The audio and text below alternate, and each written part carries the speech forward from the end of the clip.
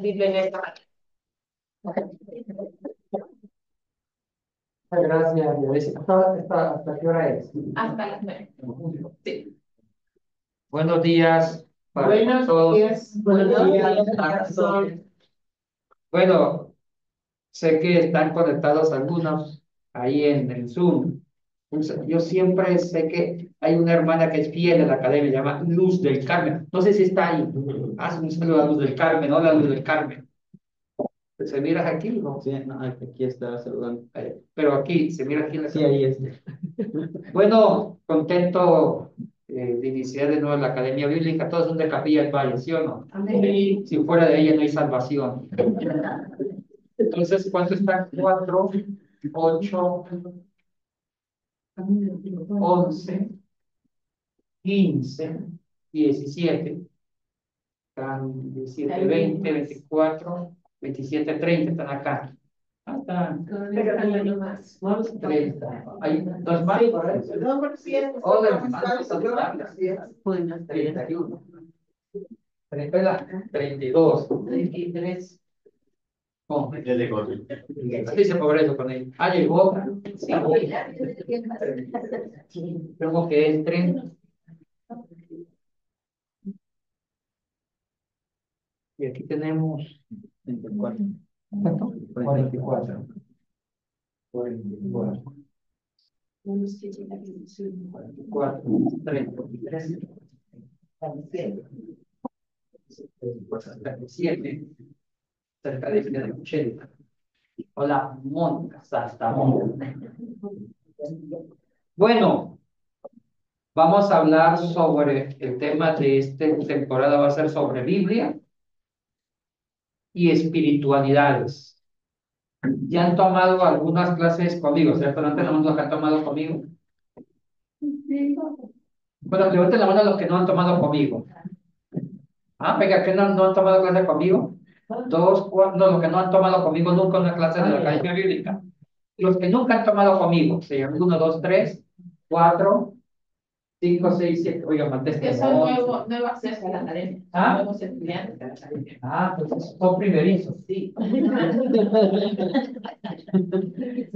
Bueno, para los nuevos yo me llamo Yatensi Bonilla, como dijo la profesora, soy uno de los cofundadores del seminario, de los más viejos de esta institución, y estamos con un proyecto de traducción de la Biblia que ya, ¿quién tiene la TCB por lo menos? Mujeres que han afirmado su salvación, muy bien. Ya estamos trabajando, sí, la pueden encontrar por YouVersion, ya está en esa aplicación famosa. Empezamos a trabajar el Antiguo Testamento, el hebreo, y ya hemos acabado 2 libros. Con 29 libros, ya tenemos traducido 2, bueno, algo de algo para la un pelo, algo. Entonces ya tenemos 2 libros traducidos, que es Abdías y Ageo. Sí, los libros traducidos. Cuando dicen, me miran a mí. Entonces, un segundito que hay alguien desesperado llamando. Estoy en clases, la que no molesten más. Entonces,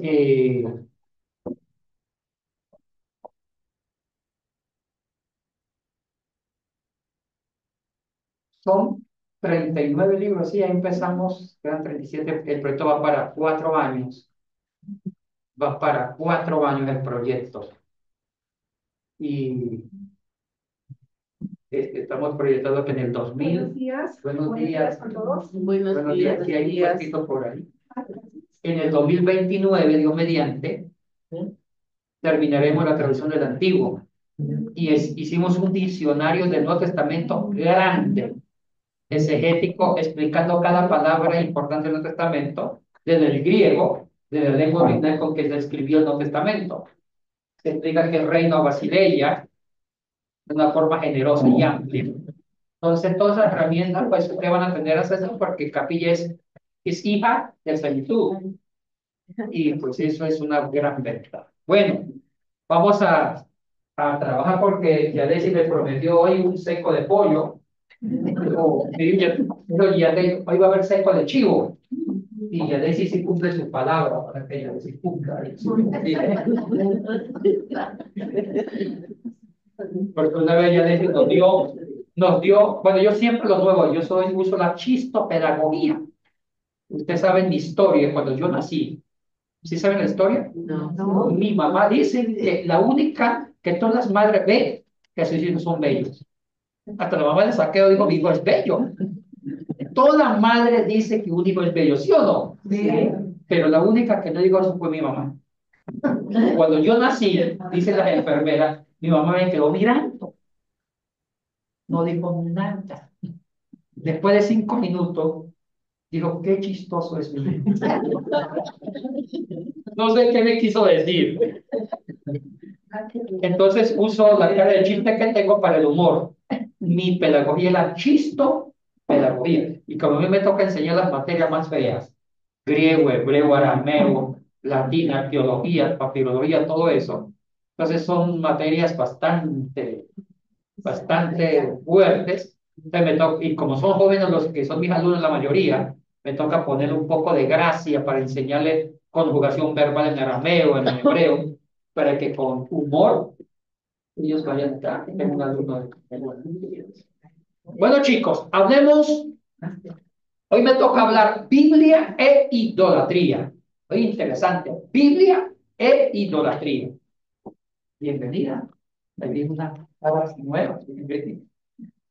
Usted va a estudiar, ¿sí o no? Ah, colega mía. Dios mío.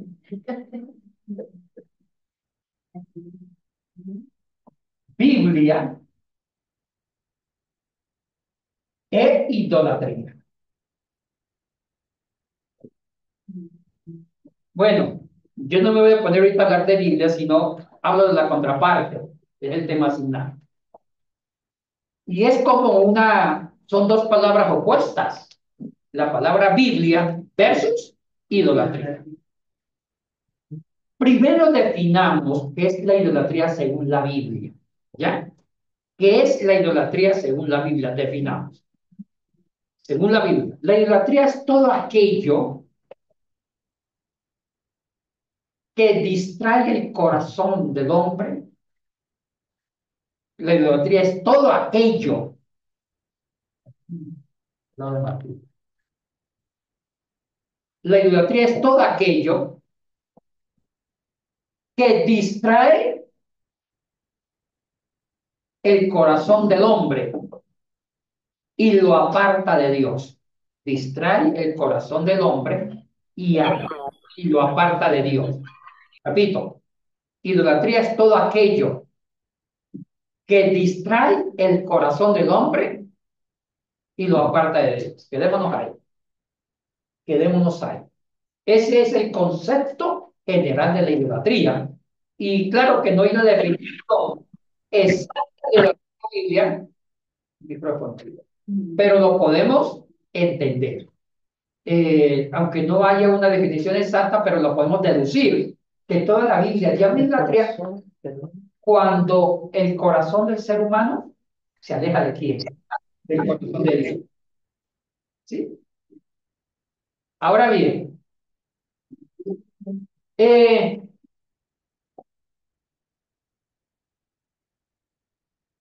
siempre hemos dicho, o tenemos un concepto muy vieja o muy viejo de idolatría. Decimos que idolatría es las imágenes católicas romanas. ¿Sí o no? Sí. Ahí nos hemos quedado estancados, atrapados con ese concepto ya viejo. Hay que cambiar de concepto de idolatría. Y cuando pensamos en idolatría, nos imaginamos la cara de Saqueo en una imagen católica. San Martín, San Yatensi, San Jesús, San Isidro. Siempre cuando hablamos de idolatría nos imaginamos las imágenes católicas romanas y a la Virgen María con el niño Jesús. Siempre nos imaginamos las estatuas de yeso. sepa lo que eso ya está desactualizado. Ya está desactualizado. Ahora, hay un problema serio con el concepto de idolatría católica. Yo siempre he criticado que nosotros pensamos que el hecho de que una imagen de yeso esté en un lugar católico romano ya es idolatría. No necesariamente. ¿Sabe por qué? Y los que son artistas me lo van a entender. Cuando construyeron el templo de Salomón y también reconstruyeron el segundo templo hacia el año 520 antes de Cristo, buenos días, con Nehemías, con Esdras, con Abdías, Ageo, con todos los profetas menores, y ahí, así.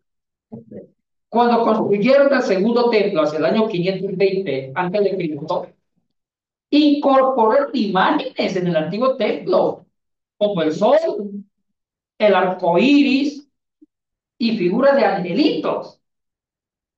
Oye, qué curioso eso. ¿No será que el segundo templo también estaba adorando imágenes? Ese no es el problema. El problema que tenemos por una imagen. Ahora, vamos a explicar esto primero. Las imágenes católicas romanas, a nivel de magisterio de la iglesia, enseñaron que una imagen es para acordarnos que existe un ser superior. Un ejemplo. Saqueo tiene su novia.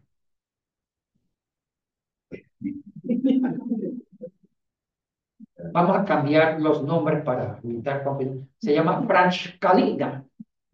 Franchcalina es la novia de Saqueo. Pero Saqueo se va a Guatemala y no ve a Franchcalina. Entonces Franchcalina le da una foto. Él toma la foto. Pero esa foto no es Franchcalina, sino una foto para acordarse de ella. Él no adora la foto. Nunca le ha puesto velas a la foto. Él no adora la foto, no la adora. Es simplemente para acordarse que existe su amor que está lejos. Ese fue el origen teológico de las imágenes católicas. Era como un recuerdo de que existe Jesús.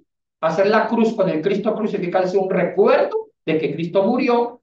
Y ver a Cristo resucitado en una imagen es un recuerdo que Cristo resucitó. Y ver a María es un recuerdo que tuvo madre cuando era humano. ¿Sí me entienden? Pero si hubiera sido así, que toda la gente católica vea una imagen y no la adore, simplemente se acuerde, hubiera sido está bueno. Pero así no pasó. Lo que pasó fue que la gente adora la imagen. Al adorar la imagen, decir, esta es la Virgen María, y grita llorando. Y si Saqueo adora la foto de Franciscalini y le pone velas, ya es idolatría. Entonces, ¿qué diferencia hay entre la idolatría y no la idolatría? Si usted tiene una imagen, para mí hasta eso es arte. Me encanta el arte. Pero si yo veo la imagen de Jesús crucificado, digo, qué linda la cruz, qué lindo la estructura, la parte estética, arquitectónica de la construcción de imagen. Pero yo no voy a decir, ese es Cristo, no. Simplemente es una expresión artística de quién? De Cristo. Es un arte. Pero yo no me voy a poner a estar santiguándome. Ya adorar esa imagen se llama idolatría, porque coloco mi corazón, mi veneración a esa imagen. Eso es idolatría. Pero si lo veo como un arte, digo, ya qué linda esta pieza de arte. Ah, me acuerdo que Cristo fue crucificado. No es idolatría. ¿Ven la diferencia? Y nosotros no tenemos ese concepto elegante de marcar diferencia. Porque hay católicos que no adoran las imágenes. Yo los conozco. Son cultos. Porque ese fue el pensamiento teológico de la Iglesia Católica de construir imágenes como un punto de recuerdo. Pues bueno, yo veo a San Isidro. Ah, sí, hubo un famoso santo del siglo tal. Isidro Labrador quita el agua, pone el sol. Isidro. Ah, pero no voy a decir, ay, San Isidro, aquí estoy. No. Una hermana una vez adoraba a San Antonio, el que le pone novio. Una hermana de 70 años. Y me voy a morir sin haber amado. Eso no es justo. Todo el mundo me dice que basta con el amor de Cristo, pero yo quiero un amor de carne y hueso. Y adoraba a San Antonio. Y le colocaba velas a San Antonio. Y lo ponía de patas arriba a San Antonio.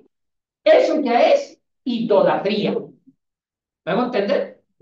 Porque lo está adorando. Pero si ve la estatua de San Antonio, dice, San Antonio, oiga, qué linda estatua, qué expresión artística. ¿Sí me entiende? Viene hecho con árbol, pero no lo va a adorar. ¿Sabe que es una expresión artística? Porque el arte es creativo, no es idolatría. Porque el templo de Jerusalén, el segundo templo, introdujeron imágenes, ángeles, el sol. Había elementos de la naturaleza para recordar que Dios es el creador. Eso no es idolatría. Eso es el arte dentro del templo. ¿Ven la diferencia? Es bueno porque muchos evangélicos ven la imagen de idolatría. Un momentito, un momentito. Un momentito. O ve el cuadro de la última cena de Jesús. Idolatría, no, un momentito, un momentito. Es una expresión artística de lo que pudo ser la Santa Cena. Entonces, no confundamos el arte con la idolatría. El que define la idolatría es la persona que decide adorar un cuadro, una imagen. Eso ya es idolatría. Porque pone su corazón en ese evento, pone su corazón en la imagen y se alejan de quién? De Dios. Entonces, ¿qué es idolatría? Que su corazón se aparte del objetivo de la adoración que es Dios y que su corazón esté lleno de nuevos objetos de adorar o seres para adorar. ¿Sí me entiende? Y su corazón se llene de adoración a otros seres que no sea quién. Dios. Eso es idolatría. Alejarse de Dios en su corazón y en su adoración. ¿He sido claro? Sí. ¿Cuál fue la definición de idolatría que les di? Díganle de nuevo. Todo aquello que no distrae el corazón del hombre y lo aparta de Dios. Todo aquello que distrae del corazón del hombre y lo aparta de Dios. Ahora, retomo la idea. Ya superemos, después de esto hemos dicho, ya superemos el concepto aburrido de la vida. Ahora ya no me asustan las imágenes. En el siglo XXI hay nuevas idolatrías más peligrosas que el concepto de imagen. Más peligrosas. Sí me preocupa y eso voy a hablar. Hice un pequeño recorderis del concepto antiguo de idolatría. Hice un recorderis que nosotros todavía pensamos con los católicos idólatras. Y nosotros podemos ser más idólatras que ellos. Ahora, hablemos de una nueva idolatría, la posmodernidad.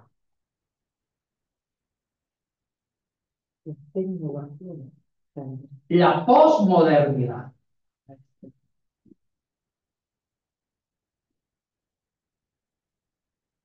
La posmodernidad.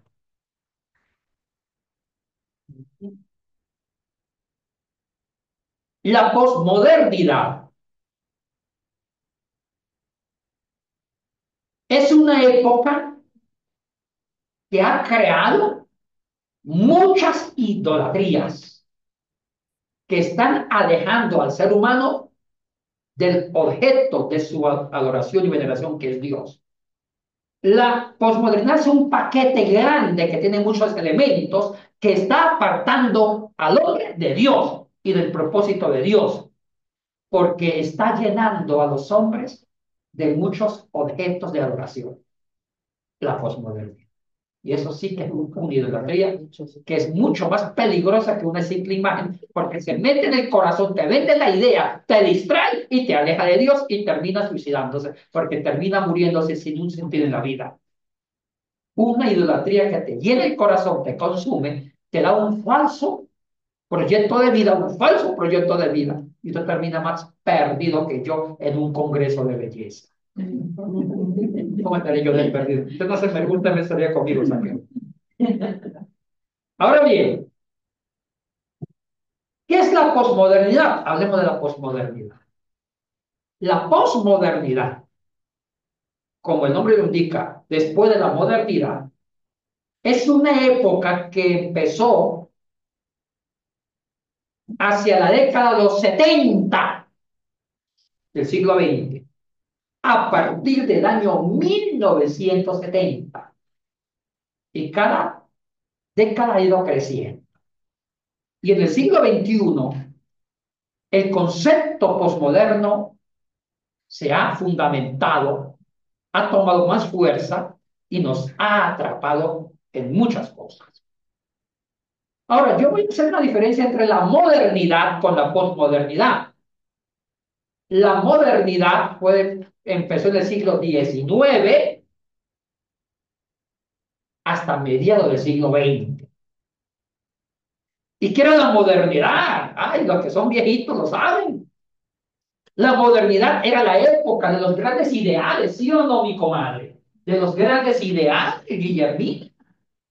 Los jóvenes tenían una razón para vivir, ¿se acuerdan? En la década de los 20, 30, 40, 50, la central, luchaban por algo. Era la época de los poetas. Ay, las canciones encerraban contenido.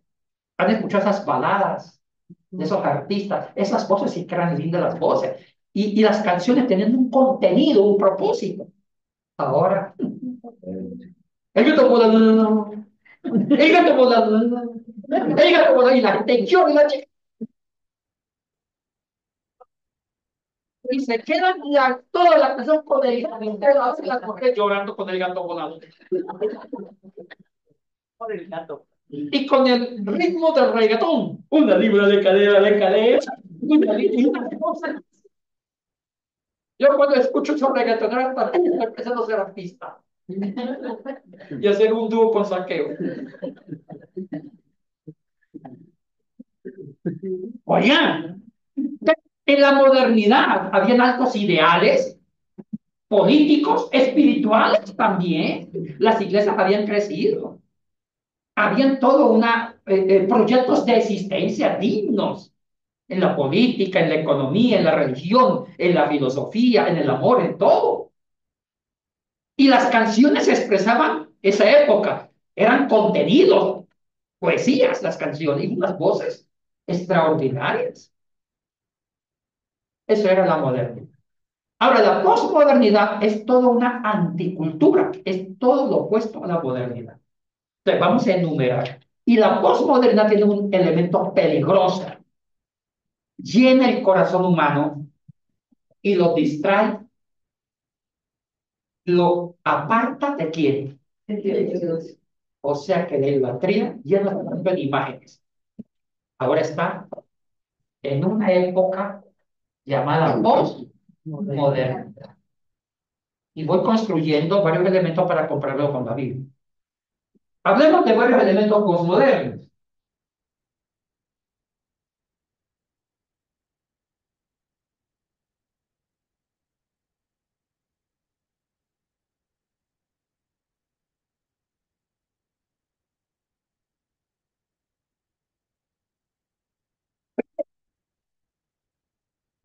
Excesivo narcisismo.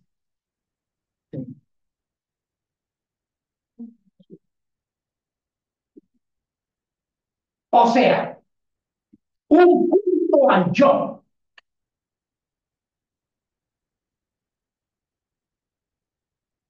Un culto al yo. Una idolatría al yo. Esa es una gran idolatría. Ese es un elemento muy distintivo de la posmodernidad. Y para mí, ese ya es una gran idolatría. Autoadorarme a mí. El elemento posmoderno resalta el yo, el amor al yo y aislarme de los demás a través de los medios tecnológicos. Vean los jóvenes sacándose fotos en su pieza.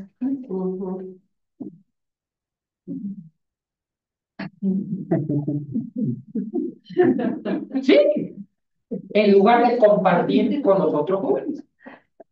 O mirando en el espejo. Ay, me falta la nariz. Cirugía. Ay, modelando. Uy, el narcisismo. ¿Sí sabe el mito del narciso? Te cuento el mito.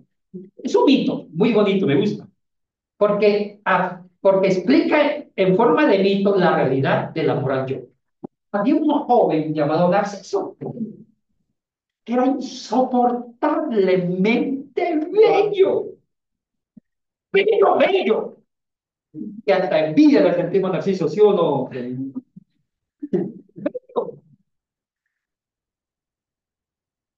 Y una hermosa ninfa, la ninfa Eco, se enamoró de Narciso.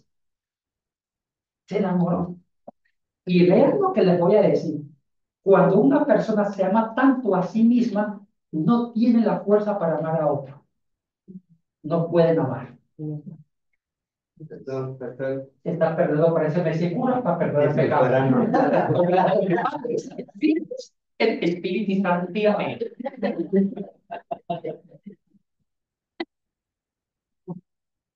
Una sillita a nuestro amigo, mire. No hay un silla por así, ya le van a traer una sillita, tranquilo, te espera. Entonces, escuchen esto, cuando una persona se ama tanto a sí mismo, es un ególatra narcisista, pierde la fuerza para adorar y amar a otra persona, y no se diga a Dios. Entonces la ninfa Eco esperaba que él se enamorara de ella, pero nunca se enamoró, y se enojó la ninfa Eco, y le dio una maldición. ¿Saben cuál fue la maldición? Dijo ella, tanto se va a amar a sí mismo que algún día terminará ahogado, ahogado. Pero ese cae al frente ahí, no tiene que incomodarlos. Ahorita ya. Sí, porque quedan muy estrechos. Pobre muchacho, dado la chica y el chico. Pero hasta también diferentes. ¿Son pareja? Ay, perdón, me equivoco. Entonces, sigamos. La ninfa Eco dijo, este hombre va a terminar muriéndose ahogado. Y pasó. ¿Sabe cómo se murió? Iba todos los días al estanque. Se miraba, se automiraba en el reflejo del agua. ¡Ay, qué lindo que soy! ¡Qué bello que soy yo! Y se olvidó que existía un mundo alrededor de él. Y un día se dejó en los pies y sí, se murió ahogado. Murió ahogado. Ese es el mito del narcisismo, del narciso. Y eso es lo que está pasando ahora. En un excesivo culto ególatra a sí mismo. Es el mundo de hoy. Y también los medios de comunicación, la tecnología y también la medicina ayuda a cultivar el cuerpo, ese es el cultivo del cuerpo, porque si alguien tiene derecho a cirugía. Ay, ahorita hay unas cirugías para las mujeres en los labios, tenemos botones. Ah, esta cosa, qué cosa para mujer. Pero puede ser que en el momento le quede bien, pero después de 30 años, ay, no, no, no. Yo una vez vi una mujer argentina que vino al seminario, ya con sus 65 años, 68 años, ya estaba. Ay, qué fea que se veía con los votos que se habían puesto hace muchos años atrás. Porque cuando se colocan eso, puede ser que en el momento luzca un poquito, pero con uy, qué cosa más fea.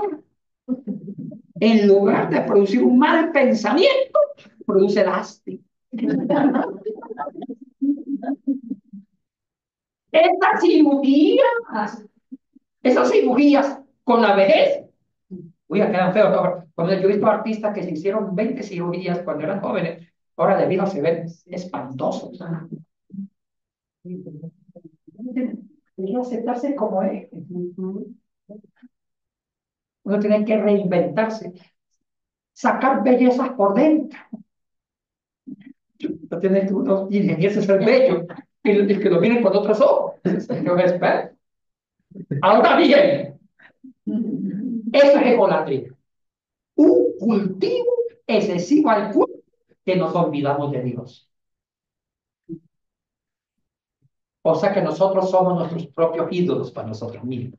El narcisismo, la egolatría. Millones de dólares que se gastan en cirugías vanas. Una amiga mía se murió en el quirófano por aumentarse los dos argumentos filosóficos. Sí, murió por una mala aplicación de la tesis. ¿Y cuántas estafas de mujeres que demandan porque en lugar de ser más bonitas las deforman? Oiga, vamos a filosofar acá. El narcisismo, el cultivo del cuerpo que está creciendo descaradamente. Gracias, mi morena. Mira, ella es linda naturalmente. Hija, hija, café, café. Ya mismo, ya mismo. Ahora bien, ahora bien. Mire, chicos y chicas, y saqueo. Es que está viejito. El narcisismo desmedido, que es un cultivo al cuerpo, a sus propias emociones y a su propio individualismo, está creando una enfermedad que ellos mismos se terminan muriendo. Una bajo autoestima y soledad. Toda idolatría se convierte en su entierro. Toda idolatría se convierte en su ataúd y funeral, porque toda idolatría no satisface. Puede ser que al comienzo te dé alegría de autocontemplarse, pero termina como Narciso, ahogándose en su propio yo y terminando por hasta suicidarse porque pierde el sentido por la vida. No es fuerte. Los idólatras no terminan bien. Porque nosotros hemos sido construidos por Dios a que nuestro corazón busque a Dios y nos ilumine. Las personas que luchan contra el narcisismo y reconocen que existe un ser llamado Dios en Cristo y orienta su corazón a Él, según la Biblia, Él se convierte en la respuesta, Él se convierte en el fundamento de mi existencia y me da un propósito para vivir un proyecto de vida. Y son las personas más felices. Entonces, para mí, ¿qué es lo que me enseña la Biblia? La Biblia me enseña a autoentenderme. La Biblia me enseña a autoconstruirme y auto darme un significado en el rostro de Dios en Cristo.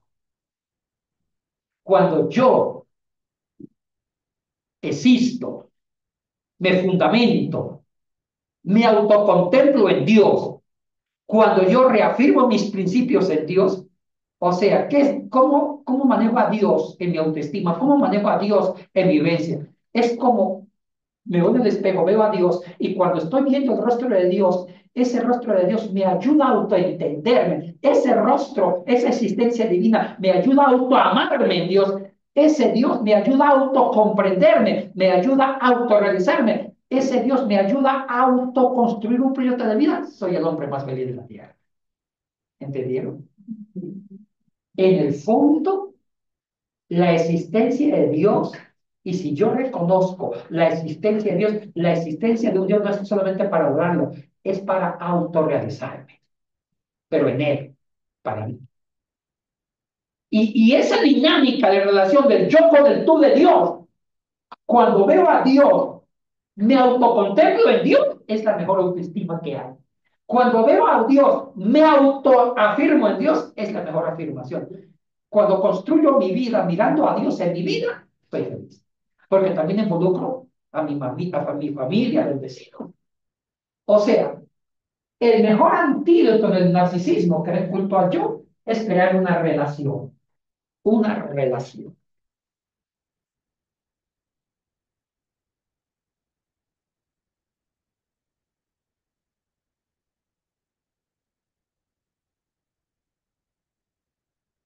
Una relación. Escriban la palabra relación. porque el ser humano es un ser relacional por naturaleza. Mónica, así nos hizo Dios en la genética humana. Hay que orar por un esposo con la morena. Porque ella necesita autocontemplarse con el otro.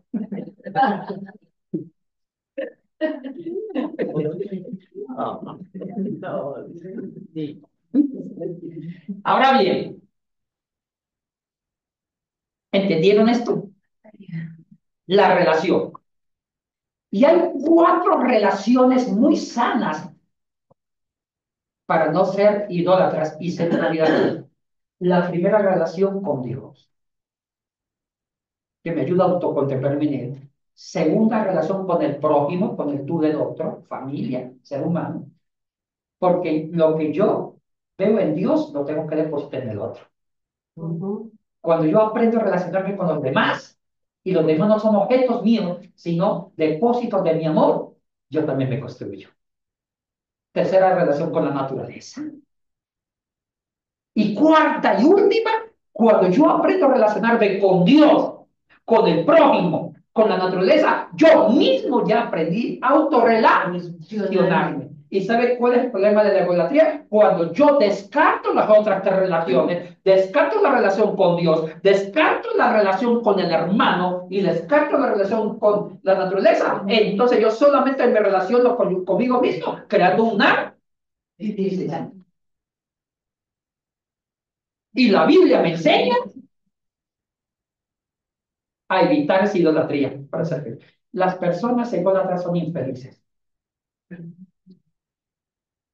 Hay, pues, 3 testimonios.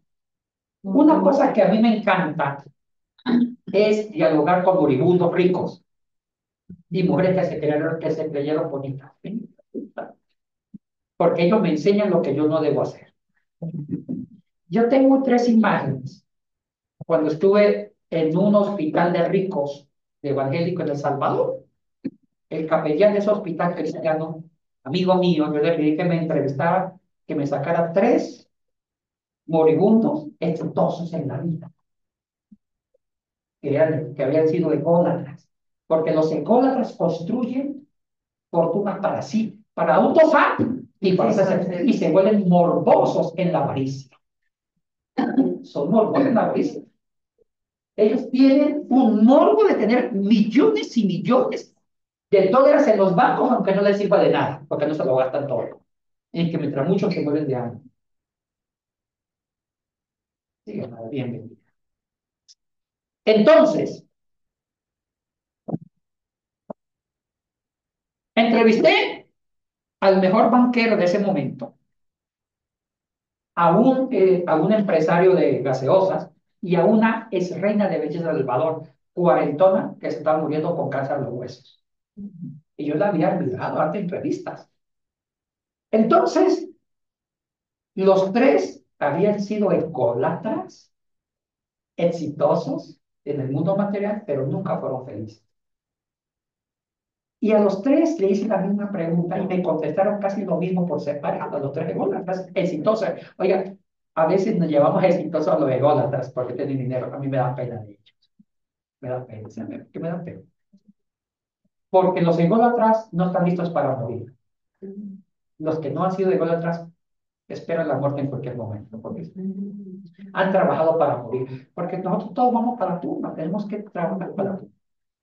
¿Sabe qué dijeron los 3, Martita? Yo le hice la pregunta cada uno por separado. Si Dios le diera sanidad, le hiciera un milagro, ¿qué cambiaría? ¿Sabe qué? Mira, la mujer, la que más me gustó la mujer, la mujer. Yo me gasté la cirugía. Pastor, ¿sabe cuántas cirugías tengo? 15. Nariz, nalga, lo que sabemos, todo. Ombligo, todo. Y esa cirugía que me gasté 3 millones de dólares, el cáncer no es todo. ¿De qué me sirvió? Ni para los gusanos, dijo la señorita, porque los gusanos no comen caucho. No te digo. Oiga, qué tremendo. Y los otros dijeron lo mismo. Si yo tuviera la vida y Dios me diera una oportunidad, ya la plata Esto me da ganas de vomitar a esta gente, porque mi hijo está peleando. ¿Y de qué me sirve la plata si me voy a morir?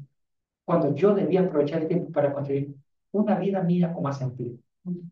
Por lo menos estoy recordando que yo hubiera sido feliz que un domingo, en lugar de estar en reuniones de empresarios, en un desayuno de empresarios buscando cómo hacer plata, hubiera sacado a mi perrito al parque. Creo que no hice cosas. Y es más, siempre la relación. Exploté la naturaleza, el tú. Me olvidé de Dios, el tú de Dios. Me olvidé de mi mujer y de mis hijos. Porque Gólatra está ensimismado construyendo su mundo de vidrio, que no le va a servir para morir. La Biblia me enseña a ser feliz con el narcisismo. Y ese es el mundo de hoy. Y ese no son los jóvenes que estamos cultivando. Encerrados autocontemplando. ¡Ay! Si tienen un YouTube, si tienen. ¿Eh? O si no, se deprimen. Porque necesitamos ser reconocidos dentro del narcisismo. ¿Quedó clara esa idolatría?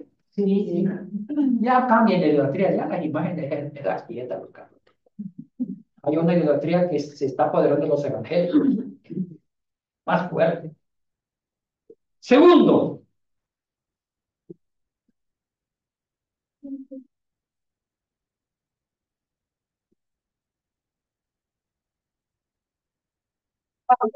circunstanciales o valores relativos.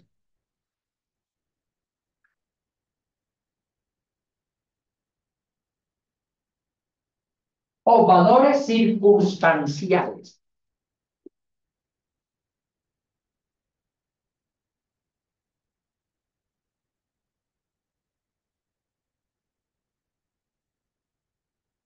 ¿Está algo en el español?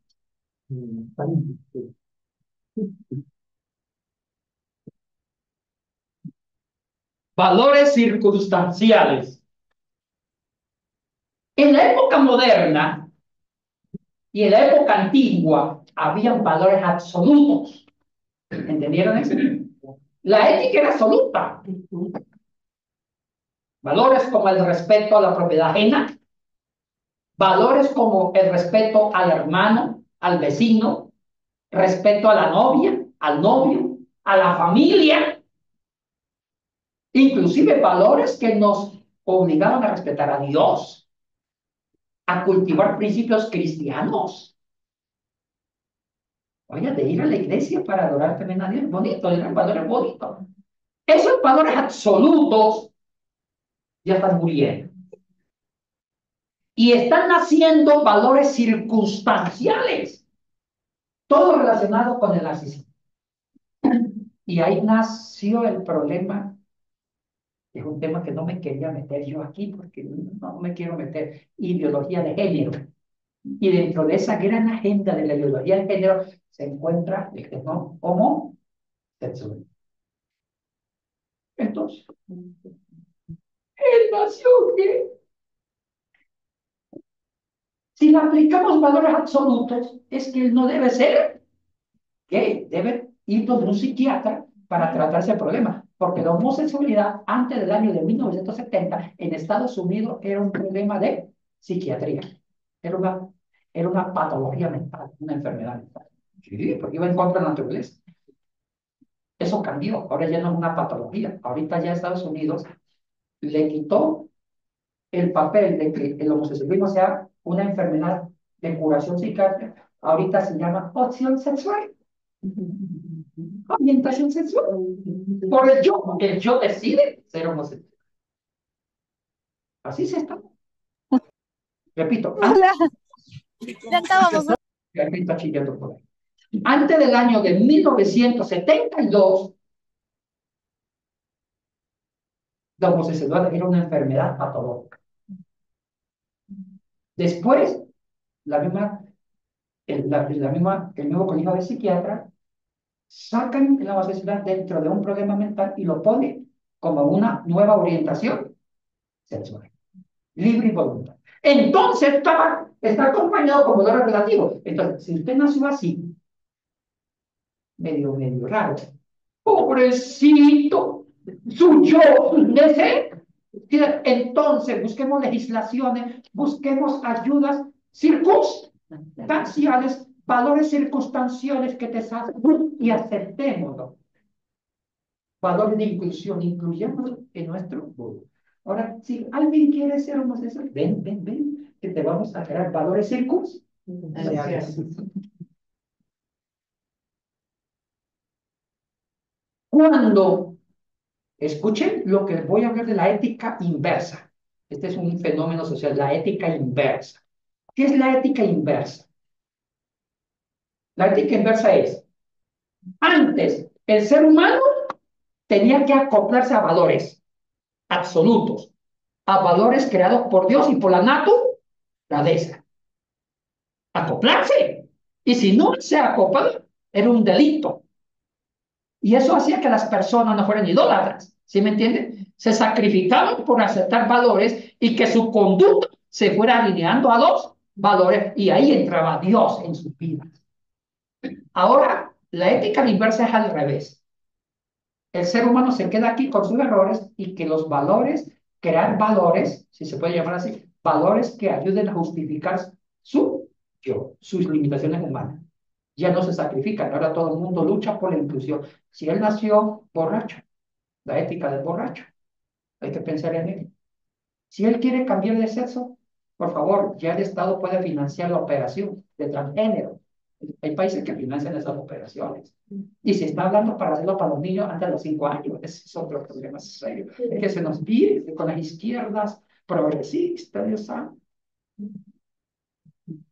Entonces, ahora el individuo se centra en su yo y la ética debe estar en favor de su yo.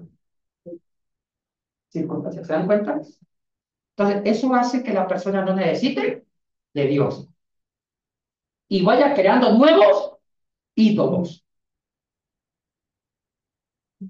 ¿Se dan cuenta que este mundo crea ídolos?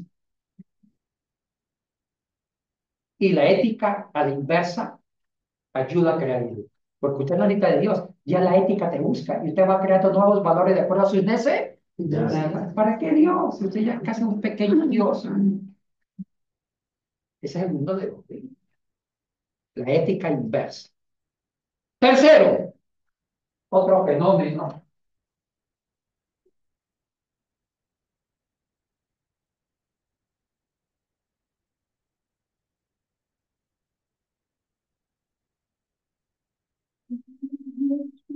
Buenas noches. ¿Cómo está allí?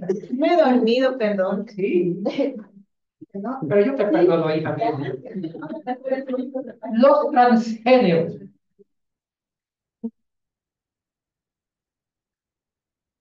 Los transgéneros. Saqueo. Pues saqueo.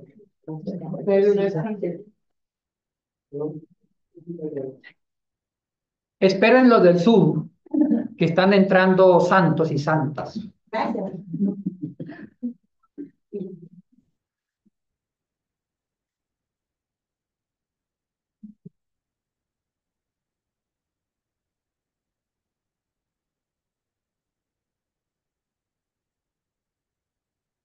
Ahora,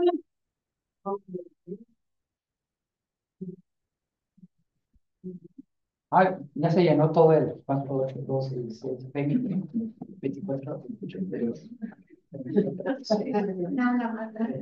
39 años. O sea, pongámosle 40 más. Sí, llegamos a 100 ya, oiga. Sí, 100. Ahí me ven bien, me puedo sentar ya. A mí me preocupa mucho el tema de los transgéneros. ¿Qué tiene que ver con la idolatría? Le explico por qué. El transgénero es el cambio del órgano sexual.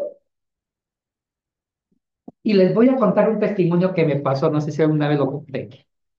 Una vez, eso hace unos años atrás, no digo la iglesia porque una iglesia de clase media alta, eso sucede mucho en las clases altas, pues como tienen chavo dinero pueden hacer eso. Me llamó el pastor. Yo era un domingo, estábamos viendo cómo la liga quedaba campeón. Me llama el pastor. Me dice, Yatensi, por favor, lo necesito mal. A las 8 de la mañana en mi iglesia con un desayuno buffet. Chuta, el pastor inteligente dijo, desayuna, mujer. Bueno, estuve más puntual que novio feo. 8. Y resulta que era una reunión de urgente y vi el famoso urólogo de ese momento, ya murió por COVID, el famoso urólogo que tenía Ecuador, el famoso Pastor Cruz, no sé si lo conocían. Maná, un gran urólogo. Estaba un abogado, que era el mismo abogado del Hospital Bos Andes. Estaba una trabajadora social. Estaba un sociólogo, una psicóloga. O sea, había médicos, abogados. Y a mí me invitaron como filósofo, biblista, teólogo, por un angelito. Ella sabía qué pasó y nos cuenta el pasado. Y esto es la vida real. ¿Se acuerda que yo tengo un sobrino que se casó hace un año? Sí. ¿Se acuerda ya? Sí, sí, hasta bailé con la novia yo mismo. Hasta con ella bailé vals. Sí, se casó. Y sacó la foto de la... Sí, yo la conocimos. Se llamaba Gladys.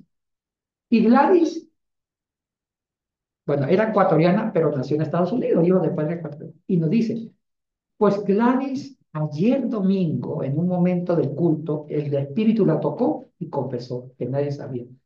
Era hombre en el pasado. ¿Y cómo? Le preguntó, ¿cómo? Lo que pasa es que ella siempre tuvo una inclinación a cambiar de género desde pequeñito, era hombre, y los papás tenían dinero, vivían son ecuatorianos que viven en California, les ha ido bien, tienen una hacienda. Y le cambiaron desde más pequeño, no sé, unos 15 años atrás o más, el órgano, el pene por la vagina, y le inyectaron hormonas, le creció o sea, con un tratamiento le aumentaron los senos, le pusieron, le hicieron cirugía, nada, todos los derechos trabajaron para construir una mujer. Lo único que no le quitaron fue la próstata. Pero todo, hasta la voz, como que la ayudaron un poquito. Nadie se imaginaba. Se casó con el sobrino del pastor. Yo estuve en esa bendita boda porque soy muy amigo del pastor y del sobrino. Y el miedo es que el sobrino es homofóbico. Él no sabía, porque si se enterara, la mataba. Porque para él, uy, él odia el homosexualismo. Y que sepa que estuvo acostándose con uno. Uy, no. Uy, ella se convirtió a Cristo, estaba arrepentida y le dijo al pastor, si puedo volver a ser hombre, estoy dispuesto. Pero no era fácil ya. Entonces nos acordamos que en ese momento la persona que podía orientarnos era el urólogo, el que era experto en operaciones, porque estaba el médico que había hecho operaciones así. Entonces le preguntamos, la pregunta fue así, era la mejor pregunta para construir sobre la respuesta. Doctor, ¿eso es irreversible? ¿Entendieron la pregunta? Sí, claro. Si él puede revertir, ¿sabe qué dijo? No. ¿Por qué? Porque nos enseñó un video de cómo él hacía operaciones, nos enseñó. Bueno, estamos aquí con gente madura. Él decía que el pene lo abre y convierte en la cabeza del pene en labios vaginales y le hacen toda una canaleta. Entonces ya no puede volver a recuperar el órgano viril. Explicó. Y también es un riesgo, porque es volver de nuevo, es un riesgo médico. Dice, bueno, y sobre esa versión médica construyen ustedes. Ay,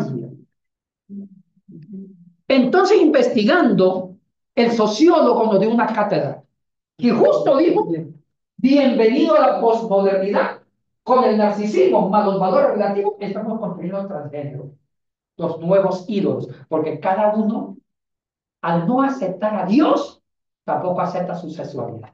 Qué tremenda. Es un sociólogo, al no aceptar a Dios, tampoco aceptamos que somos imagen de Dios y tampoco aceptamos nuestros cuerpos y tampoco aceptamos nuestras orientaciones sexuales. Oiga, qué tremendo análisis del sociólogo. Sociólogo, porque el sociólogo nos explicó que el ser humano es un ser religioso por naturaleza. Interesante. El ser humano es un ser religioso por naturaleza. Hay una dimensión religiosa innata en el ser humano. Ella. Y él dijo, todos los ateos, muchos ateos que dicen que son ateos, no son ateos. En el fondo creen en algo. ¿Por qué? Porque la religión es la dimensión que complementa a un ser finito, un ser incompleto. El ser humano, al ser imperfecto, incompleto, necesita de Dios, porque Dios te perfecciona. O sea, así como hay una dimensión al amor, así como hay una dimensión al conocimiento, así como hay una dimensión al arte, a la poesía, también hay una dimensión religiosa. Entonces, cuando el ser humano no canaliza, mire lo que dice el sociólogo, cuando el ser humano no canaliza su dimensión religiosa al verdadero Dios, al no aceptar a Dios, tampoco va a aceptar su cuerpo y sus orientaciones. O sea, que los transgénero es una expresión objetiva de una idolatría y que el culto al cuerpo reemplaza a Dios. ¿Entendieron eso? Es tremendo desde el punto de vista sociológico. Y dijo, y los transgéneros están aumentando. Y dijo él, en 10 años va a aumentar más, y sí, se le cumplió. Se ha triplicado. Que hasta ya es proyecto de ley con las nuevas orientaciones sexuales, que los niños ya pueden elegir sexualidad. Y el que no se alinee de eso se llama fundamentalista, desactualizado. Esas son nuevas idolatrías. Entonces, ¿cómo entendemos esto? Esto también es una consecuencia del narcisismo y de los valores relativos. Entonces, cuando una persona no reconoce la existencia de Dios en su vida, tampoco acepta su cuerpo, su alma. ¿Vamos a entender? Tiene que cambiar su naturaleza. Qué tremendo que está con eso. Oiga, yo como la idolatría moderna está haciendo cosas macabras. Y nosotros seguimos con las imágenes, todo esto, no, no podemos hacer más idolatría que la católica. Y con una idolatría más peligrosa.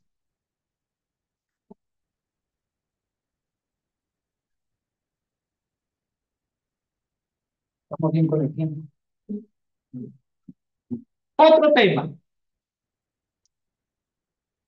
de los transgéneros.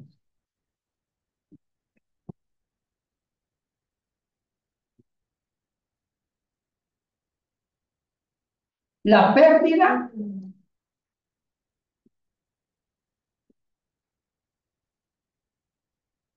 de los grandes ideales.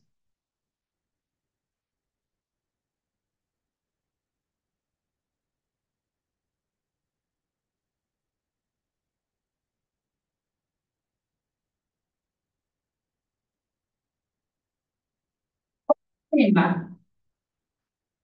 Ah, y nunca le dije cuál fue la resolución, ¿cierto? Al final se lo dije. No, no, Y yo tenía esa foto y yo bailé con ella en vals, bonita la muchacha. Pero esa foto me hizo desaparecer. Entonces que me juzguen mal y me calumnien. Llegué a mi casa, la saqué del álbum y ya de eso.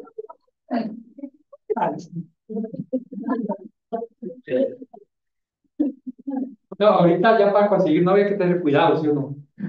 O también otro. Ya, ya no basta con mirar, con desnudar, ahorita también hay que ver la historia. Ahora bien, ahorita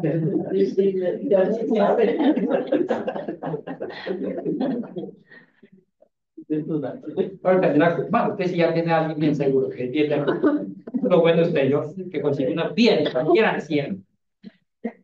La parte de los valores. Uno de los elementos fundamentales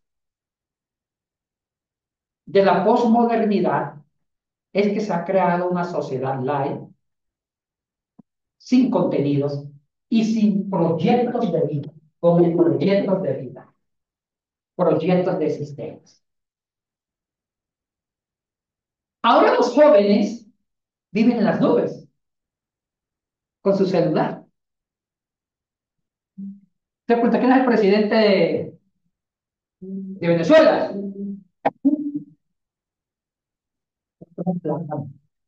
Maduro, ay sí, pues por eso está. ¿Quién es el presidente del Bad Bunny? ¿Cuál es la ideología? No saben ni escribir, ni leer. No leen. Porque ellos encuentran todo en ese aparato. Bueno, si lo usaran bien, leerían libros virtuales. Eso es lo que yo hago, leer libros virtuales. Ay, qué tristeza. Ahora, pero miremos más allá. Cuando una persona no construye un proyecto de vida, raya con la idolatría. Porque son tan inmaduros, cualquier cantante, cualquier género musical se convierte en su ídolo. ¿Entendieron eso? Entonces, son personas inestables emocionales, son personas inestables racionalmente, son personas inestables en todo el ámbito de la antropología, que son personas que están sujetas, son marionetas a los nuevos ídolos. Hoy aquí, importante un proyecto de vida. Hablemos sobre el proyecto de vida. ¿Qué es un proyecto de vida?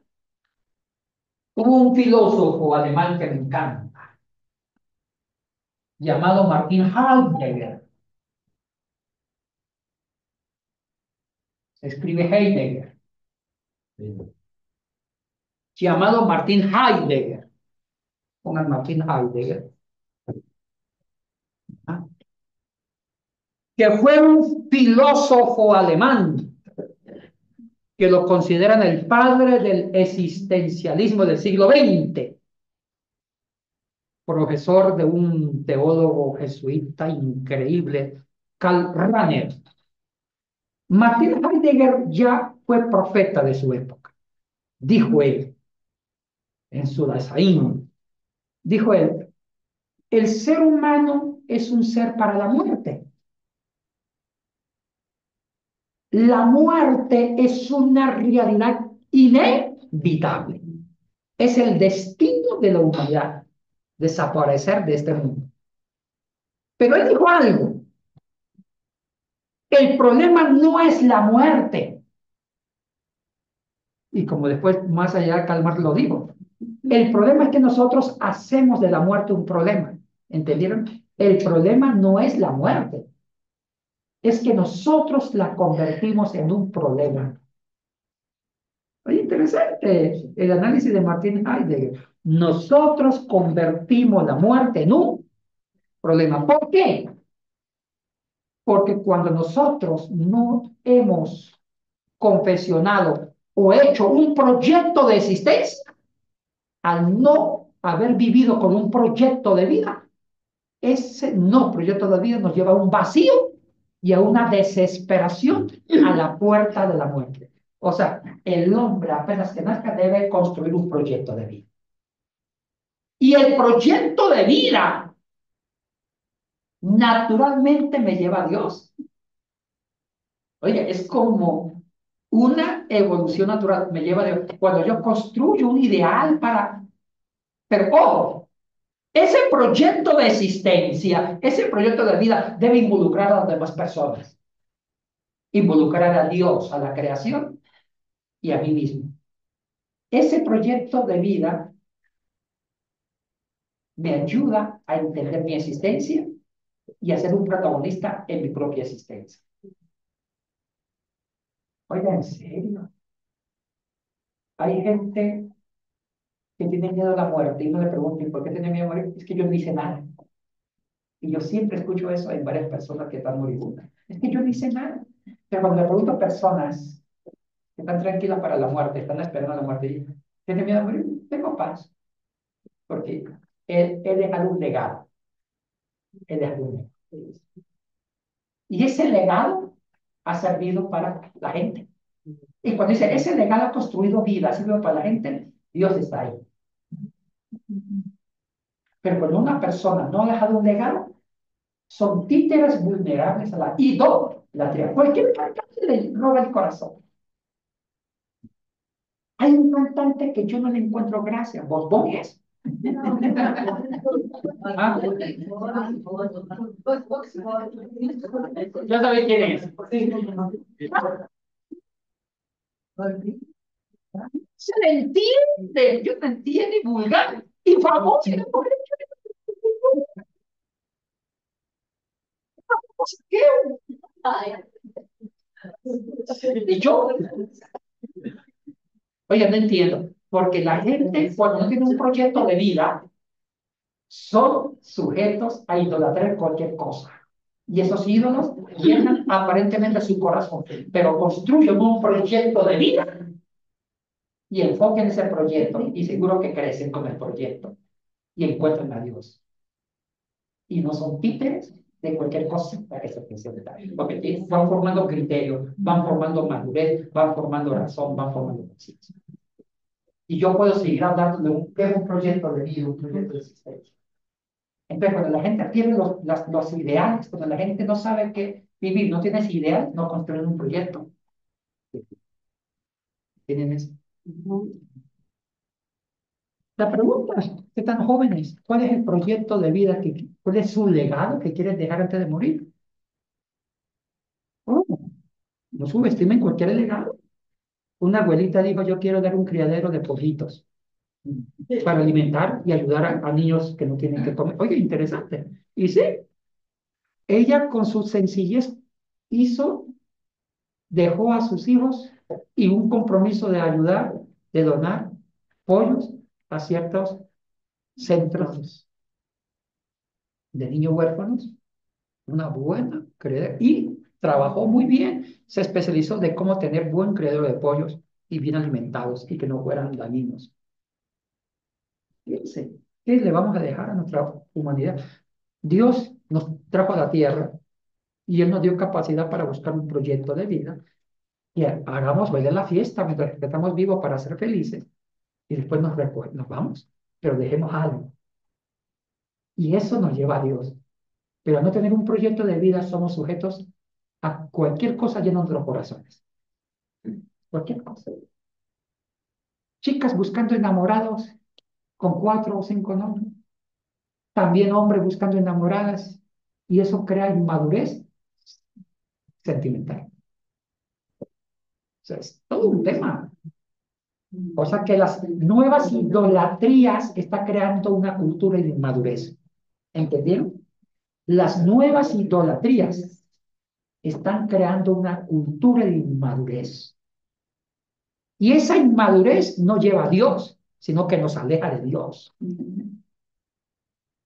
Y esa inmadurez nos hace crear nuevos ídolos para tratar de satisfacer nuestra existencia, nuestra pobre existencia. Pero la mejor antídoto es construir proyectos de vida para dejar un legado. Y en esos proyectos nobles de vida para dejar un legado, podemos encontrar a Dios ahí, ayudándonos a crear un horizonte para los días. Ahí va la pregunta, ¿cuál es el legado que usted va a dar a la humanidad?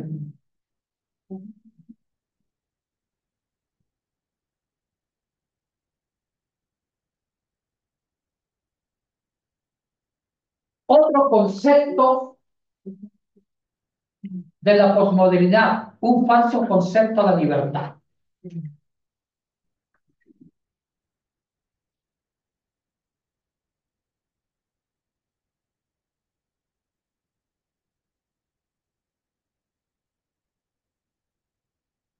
Un falso concepto de libertad.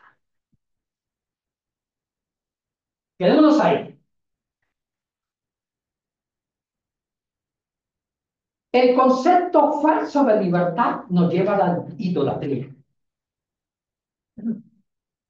Vamos a crear una línea divisoria en lo que es la auténtica libertad y la falsa libertad.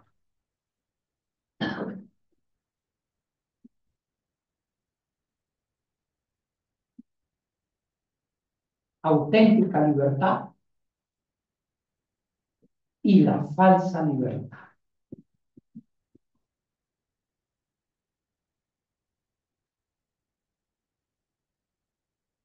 ¿Qué es la libertad? Voy a empezar con la Biblia. La Biblia me enseña lo que es la libertad. Para la Biblia, la libertad se construye en una relación. La libertad se construye en una relación. Entre el yo y el tú. La libertad auténtica, sana según la Biblia y según Jesucristo, se construye en una relación entre el yo y el tú. Relación.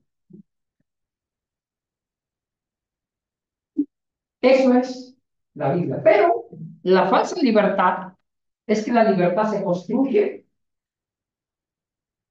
la persona construye una libertad en sí misma. La libertad en sí misma. Eso es lo que el mundo posmoderno enseña.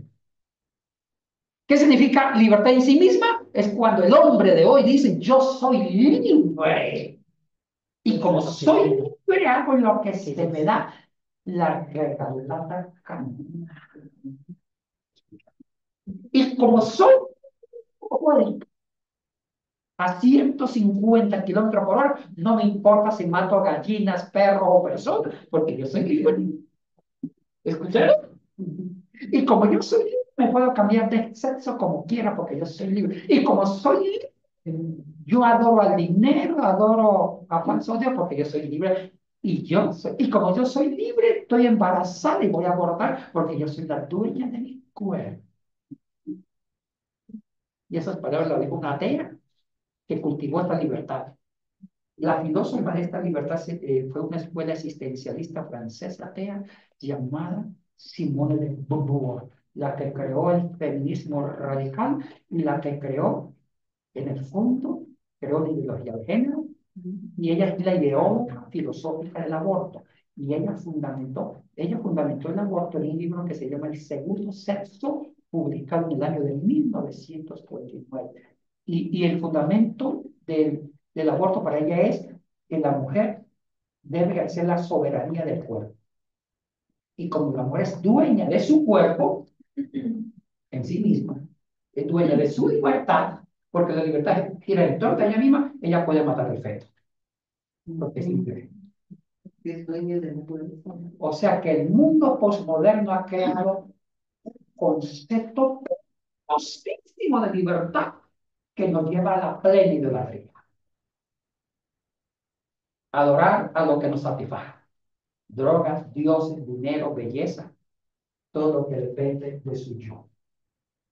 ¿Entendieron eso? Y yo llamo esa falsa libertad, que en filosofía se llama, cuando uno lea los filósofos existencialistas que han pasado por el camino, Nietzsche comenzó con esa filosofía, ellos dicen, eso se llama filosofía en sí misma, una filosofía circunstancial que va detectando sus necesidades para autosatisfacción. Yo lo llamo libertinaje.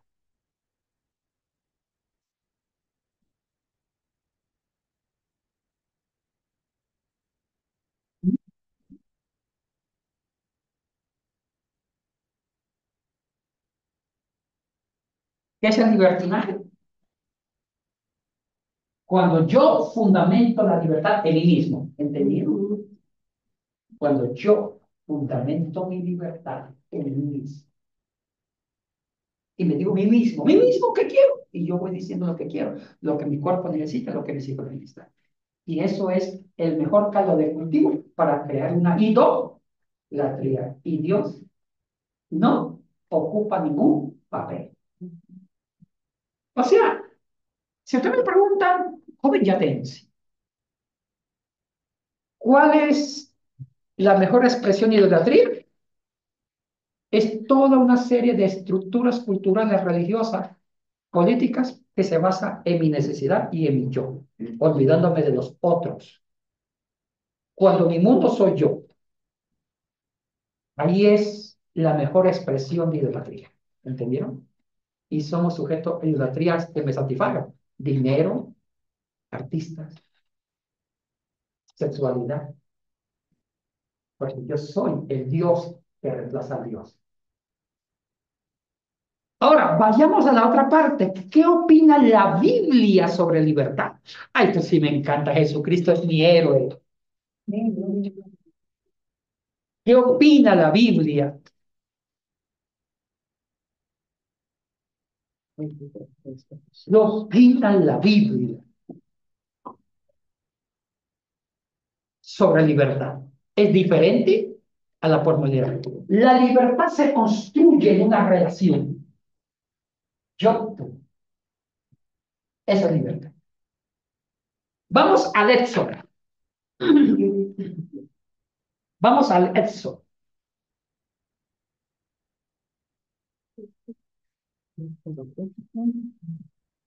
No, no voy a leer porque es todo el Éxodo. Es más para que escuchen. No voy a llenar mucho mi barriga porque El seco de sí, el seco de chivo nos espera. No van a ver una fotografía del chico. Ahora bien, vayamos a la Biblia. Observen lo que les voy a decir. El pueblo de Dios necesitó de una experiencia de salvación. Oiga, aquí viene algo que me encanta de la teología del Antiguo Testamento. ¿Qué es? Escuchen bien, lo que lleva al pueblo a buscar de Dios. Miren la pregunta. ¿Qué es lo que lleva al pueblo a buscar de Dios? Le contesto. Una necesidad de ser libres y salvos. La salvación y la libertad se unen. Una necesidad de ser libres y de vivir una experiencia de salvación. Y Dios escucha esas plegarias y Dios se convierte en agilizar un proyecto de salvación, que es liberación. El pueblo vive eso. Y analicemos qué va a pasar. Salen de Egipto. Podemos decir que con salir de Egipto ya eran libres, pero Dios hace una jugada brutal, hermosa. Porque cuando el pueblo llega al desierto, tenían dos opciones para enfocar su libertad. Escuchen bien. Dos opciones para enfocar su libertad. Escuchen bien. Primera opción, enfocar la libertad en ellos mismos. ¡Ay, somos libres, hagamos lo que queramos porque somos libres! Usted es libre, haga lo que quiera, usted es libre, haga lo que quiera. Usted es libre, adore el becerro de oro, usted es libre. Si el pueblo hubiera elegido enfocar la libertad en sí mismo, hablamos de un libertad. Una libertinaje. ¿Entendido? Que terminaría siendo peor que la esclavitud de Egipto.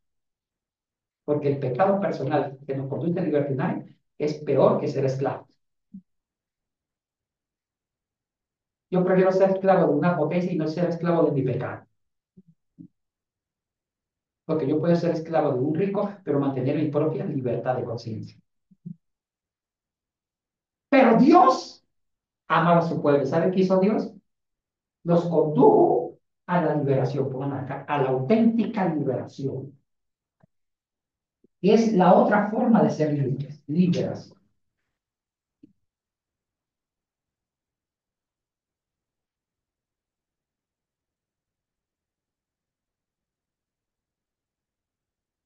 La auténtica liberación. ¿Qué significa la liberación? En diferencia de libertinaje. El libertinaje es cuando usted elige la libertad para enfocar en sí mismo. Soy libre, hago lo que quiera. Lo que dijo Simone de Beauvoir, la mujer es libre en sí misma y puede hacer con su cuerpo lo que se le dé la gana. Es lo que se llama autonomía del cuerpo. O sea, puede abortar porque es libre. Qué terrible es. Y así, con esa filosofía del libertinaje, se aprobó el aborto en Francia. Y sucesivamente. Aquí hubo una política que fue el cerebro de ese momento de la nueva constitución. Romo, María Pablo Romo. Ella trabajaba con Correa. Uy, ella usó ese argumento para proveerla del acuerdo. Y cuando yo escuchaba que ella hablaba de la soberanía del cuerpo, digo, uy, esta sí que se ha leído los sermones de Bourdieu. Se la había leído tremendamente bien. Y ese concepto lo quería introducir en la nueva constitución. A veces hay asambleístas que no tienen nivel de reflexión, votan leyes por el dedo, pero no tienen un nivel de reflexión. No analizan. Los asambleístas es el tipo un artista, ¿sí me entienden? O guapo y dice, ay, yo voto porque es guapo. Vamos a la vida de nuevo. Dios decidió algo. Escuchen lo que va a pasar en la Biblia. Dios decidió que la libertad del pueblo, falsa libertad en sí misma, lo conduce al libertinaje. La auténtica libertad, dijo Dios, yo quiero que el pueblo sea libre de libertad. Los condujo a una liberación. Pero para llevar la liberación, ¿qué tuvo que hacer Dios? Escriban. Les dio la ley. El decálogo. Les dio una legislación. La ley. Y aquí vamos a hilar finito. Vamos a hilar muy finito.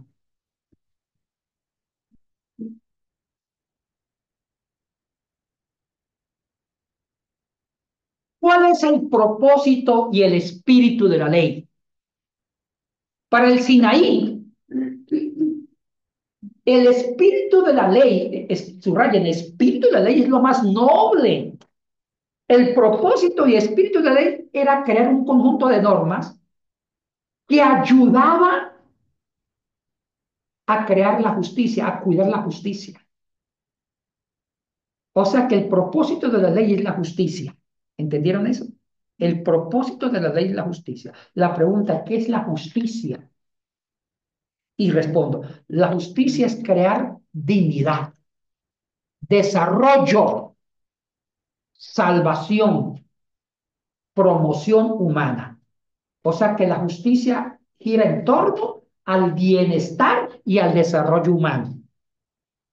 Cuando usted le quita a la ley la justicia, la deshumaniza y la puede convertir la ley en un legalismo, como pasaba en los tiempos de Jesús.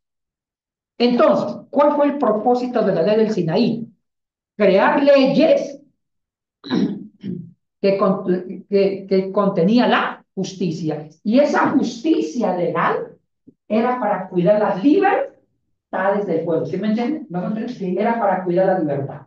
Entonces, la ley que contenía la justicia en el Sinaí era para fundamentar que la mejor libertad es una relación del yo con el tú de Dios y con el tú de los hombres israelitas. ¿Entendieron eso? ¿Dónde termina mi libertad? Cuando nace la libertad del otro. Entonces, un ejemplo de liberación. Yo tengo un carro.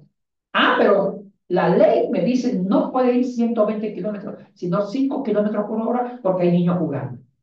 Entonces, la ley con la justicia me enseña que la auténtica libertad se fundamenta en el otro, en una relación en el otro, pensando en el bienestar del otro.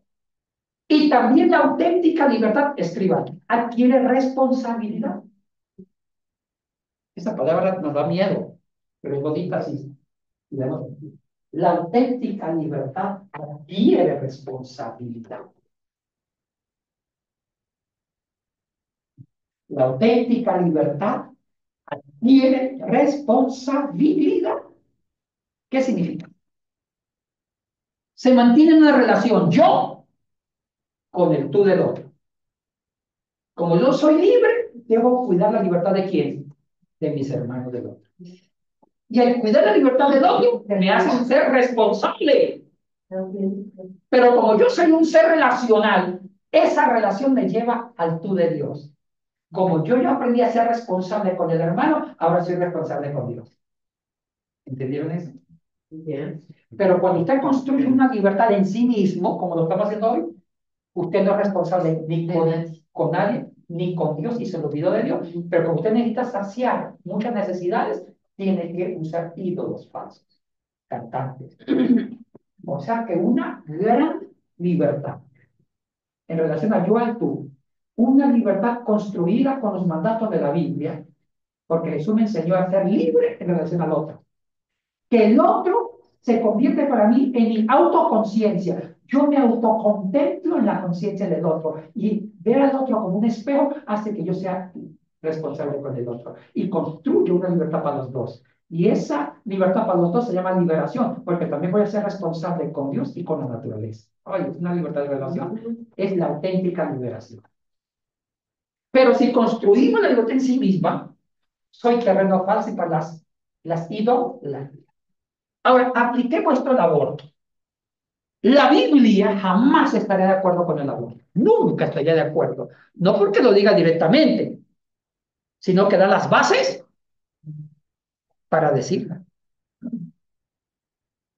Porque para Jesucristo, que es el creador de un concepto de liberación en relación del yo y el tú, Cristo le diría a Simona de Beauvoir, usted está diciendo que una mujer es libre en sí misma y es soberana de su cuerpo, puede abortar. Ahora, yo discrepo, porque esa mujer se le olvida que hay un pequeño tú que se llama feto. Y ese pequeño tú que se llama feto, aunque dependa de usted, ya tiene una autonomía. Construye la libertad en relación a él. Y si usted incluye a ese pequeño tú en su vida, no va a abortar. Porque se vuelve responsable con lo que lleva. Oiga, ¿cómo se llega a concepciones sobre aborto, eutanasia, eugenesia, manipulación de embriones, clonación, sin saber manejar estas palabras? Libertad. Entonces Dios educó al pueblo. Cuando el pueblo salió libre de Egipto, el pueblo tenía dos caminos: construir una libertad en sí misma y que cada uno sea libre, los conduciría a una idolatría. Y de hecho lo hicieron, en cierto sentido, con el becerro de oro. O usar la libertad en una relación y convertir la libertad no en un libertinaje en sí mismo, sino en una liberación. Y al convertirme en una liberación, se vuelve responsable con los otros, porque yo no solamente existe el otro. Hay todo este tema de ética, de abortos, de cambio de género, todo eso es una expresión de un libertinaje con éticas circunstanciales y con una egolatría máxima. Ya olvídense las imágenes de los católicos. Suerte. Y preocúpense por nuevos idolatrías. Sí, mi hermano. ¿Qué dice la Biblia acerca del aborto en el caso de que una mujer haya sido violada y sea producto de una violación? Buena pregunta. Mire, la Iglesia Católica jamás ha aceptado ningún tipo de aborto. Nunca. El único aborto que acepta la Iglesia, ¿por qué la Iglesia Católica no acepta el aborto? Vayamos a analizar el fundamento ético que usa la Iglesia Católica a no aceptar. La Iglesia Católica cristianizó la ley natural. También Pablo lo hizo en Romanos, capítulo 1, 18 al 32. ¿Qué es la ley natural? La ley natural fue una ética que nació con los estoicos, siglo III a.C., con el famoso Zenón de Litio, y sus sucesores, con Platón, Sócrates, Aristóteles. Ellos decían que la mejor ética, escuchen esto, que la mejor ética es la natural. ¿En qué consiste la ética natural? Que toda conducta humana se acople a las leyes de la naturaleza. Ese debe ser la medida de las éticas. Que toda conducta humana se acople a la naturaleza. Ejemplo, el homicidio es anti-natura. Nadie puede arrebatar el derecho a la vida porque el derecho a la vida es un principio de la naturaleza. Nacer, crecer y morir naturalmente. Entonces, ya el homicidio queda descartado como algo bueno, sino es algo malo. Porque también la homosexualidad, porque va en contra de la naturaleza, queda descartado. También el aborto quedó descartado, porque un niño tiene derecho a ser fecundado, vivir la gestación, el nacimiento, la preadolescencia, adolescencia, adultez, vejez y morir. Ay, y miren lo que argumenta. Decían los filósofos, no espere tener un ser humano perfecto porque no lo hay. Siempre el ser humano es inacabable. Y ese es el argumento que usan para votar a es que ese feto todavía no es persona, no tiene conciencia, como es incompleto, abortemos. No, si ese es el criterio, entonces matemos a todo el mundo porque todo el mundo es imperfecto. Jamás hay el ser humano perfecto. Ni el niño es perfecto, ni el adolescente es perfecto, ni el adulto es perfecto, ni el viejo. El único perfecto es Dios. Entonces, la filosofía natural dice, aprendamos a respetar los derechos de cada ser en su propio ser. Si un ser nació con síndrome de Down, respetemos, es su forma de ser, es su propia naturaleza. Y toda conducta que altera su naturaleza de síndrome de Down es anti. Lo que pasa es que el mundo de hoy, la postmodernidad tiene un problema, está sacando prototipos del hombre perfecto. ¿Sí es feo? Ay, gracias, que mi mamá no era eugenésica, que no yo hubiera marchado por fe. Entonces, ¿se dan cuenta este problema? Entonces, vamos ahí, a su pregunta. La ley natural, aunque el niño haya sido objeto de una violación, ya fue fecundado. Ya hay una autonomía, hay que regular. Entonces, la Iglesia Católica jamás aprueba ningún tipo de aborto, ni, bajo ninguna causal, porque ahorita hay muchas causales de aborto. Uno de ellos es la eugenesia, aborto eugenésico, cuando en el examen genético descubre que el niño viene con la trisomía 21, o sea, si no le da, ay no, pobrecito, no, mamá, ay, aquí viene con esta libertad, no, mamá, quiero ser libre, quiero estudiar, pero ese niño va a nacer tontito y todo su tiempo va a cuidarlo. Entonces piensa en ella misma. Ahora, ah, fue por una violación. Mira, qué pena, duele.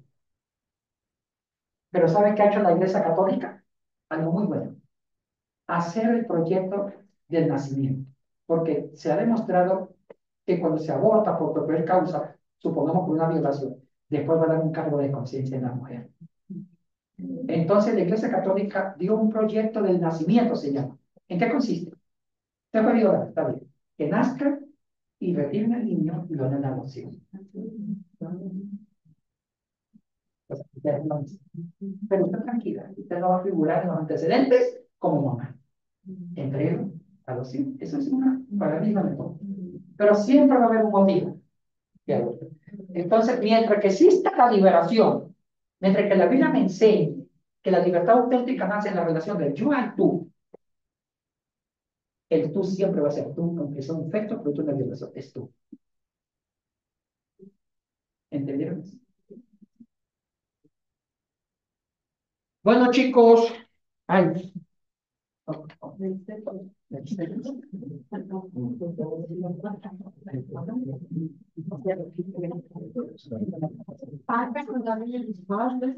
Vamos a una sección.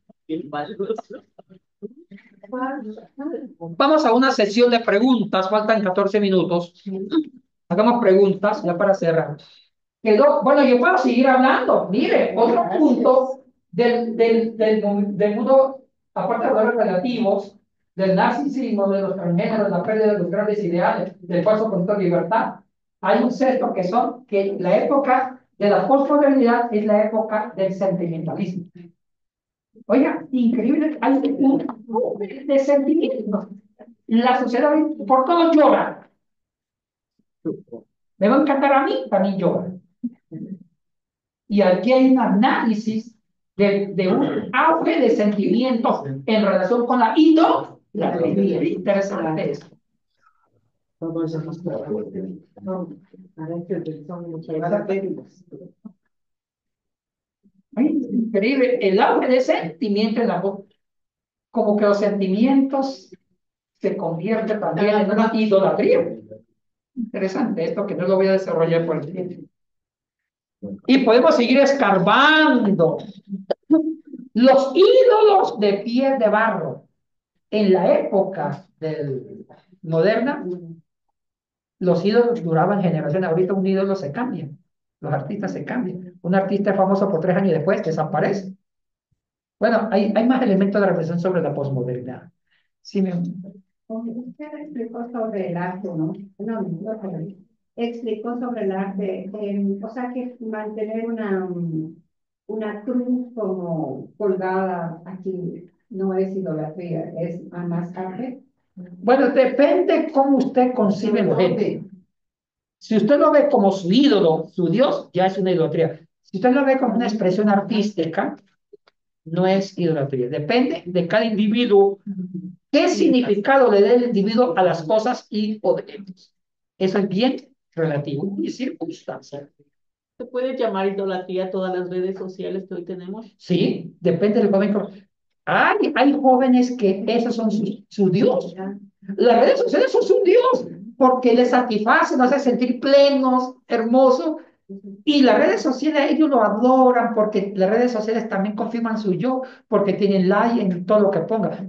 También las redes sociales pueden ser sus nuevos dioses. Y lo son para muchos jóvenes. Y lo son.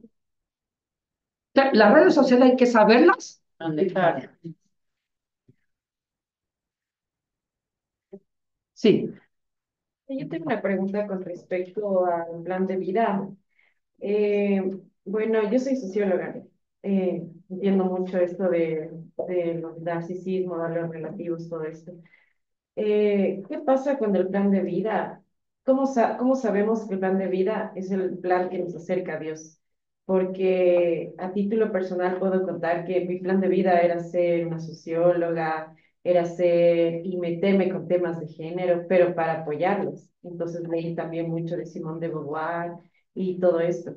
Y al final esto me llevó a la muerte, porque empecé a aprender todo eso y empecé a ver a la sociología como mi Dios. Y empecé a meterme en todo para mí, mi bandera era el posmodernismo.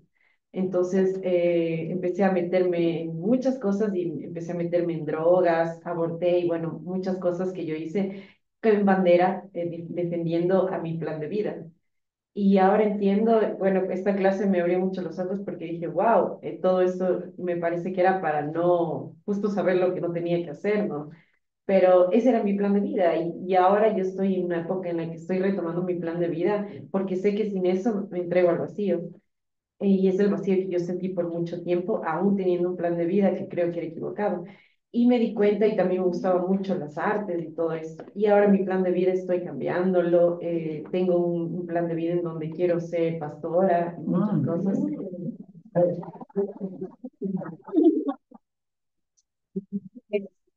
¿Cómo sabemos? Porque tuve que borrar todo este otro plan de vida que, quiera que no, es parte de lo que fui.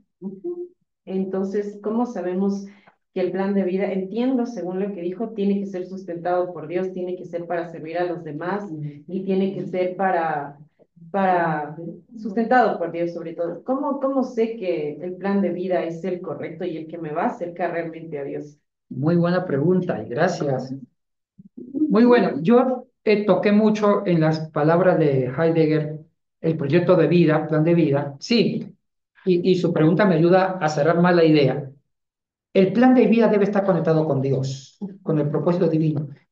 ¿Sabe qué libro me ayuda a entender la dimensión de la responsabilidad de un plan conectado con Dios? La Biblia. Porque la Biblia me da los parámetros y en este sentido, ¿su nombre cuál es, hija? Valeria. Valeria. En este sentido, la Biblia me enseña un concepto de libertad auténtica, la relación. Entonces, la Biblia se convierte en la expresión de la voluntad de Dios. Entonces, si yo elaboro un plan de vida en relación a la Biblia, voy bien. Ahora, trata de que, sí, y es cierto lo que dijo Valeria, también el plan de vida puede ser negativo. ¿Sí me entienden? Sí, Dios, sí. Sí, Dios. Y es un plan de vida. Entonces, ¿cómo hago que el plan de vida sea realmente bueno? Alinearlo con Dios a través de las Escrituras. Por lo menos. Un saludo a todos los hermanos que están conectados ahí. Lo que pasa es que a veces no, me descuido de ellos. Oiga, ¿cuánto llevan siempre? 4, 8, 12, 20, 22, 17, 31, 25, 39, 40 casi. Mire, terminemos la idea. Voy a contar un testimonio personal. Mi plan de vida era dos cosas. La una ya la hice. Era ser parte de un engranaje de una institución académica que formara valores cristianos, el CEMISU. Fui parte de la formación. Pero la otra era traducir la Biblia para capturar a los jóvenes con un lenguaje contemporáneo. Estoy en eso y eso me satisface. Y yo sueño con ya terminar mi obra y ya estoy listo para partir. Y eso me llena y hace que eso me ayude a no tener miedo a la muerte. Porque cuando uno hace un plan de vida pensando en construir vidas, con una traducción, con un lenguaje, porque a veces yo criticaba que las Biblias antiguas tenían un lenguaje para viejitos. Decían Agar, un lenguaje que a los jóvenes no les gustaba leer porque no le entendían. Y el joven de hoy, si lo que no entiende, o sea, lo que lee y no entiende, no vuelve a leerlo, porque es una... otro de las características de la posmodernidad es ser pragmáticos, son prácticos. El mundo de hoy es práctico. Lo que sirve, sirve y lo que no sirve se descarta. Igual que lecturas. Entonces, yo siempre soñé con una traducción de una Biblia que tenga lenguaje contemporáneo como psicología, inteligencia emocional para capturar a los jóvenes. Y se está logrando con el Nuevo Testamento. Entonces, para mí, mi plan de vida es crear proyectos que dignifiquen a los demás. Eso me hace feliz. Pero si yo creo un plan de vida solamente para aumentar riquezas mías, como lo hacen muchos ávaros empresarios, eso no es un plan de vida, es un plan de vida para él. Y usa a la gente que compra los productos para enriquecerse él. ¿Sí me entienden? Sí, porque también podemos hablar de plan de vida de empresario. No la veo, no la veo, no la veo. Para no cortar, no la veo. Entonces, ya termino, ya termino. Entonces, mire, me están pidiendo el seco de chivo, que si no trabajo. Entonces, el plan de vida debe ser relacional, también para ayudar a los demás a crear esperanza. Mire, las personas que han creado proyectos de vida para los otros, ellos mismos son felices. Pero los ávaros que crean empresas para ellos mismos, mueren más. Bueno, chicos, quedó claro lo que es la Biblia y la idolatría.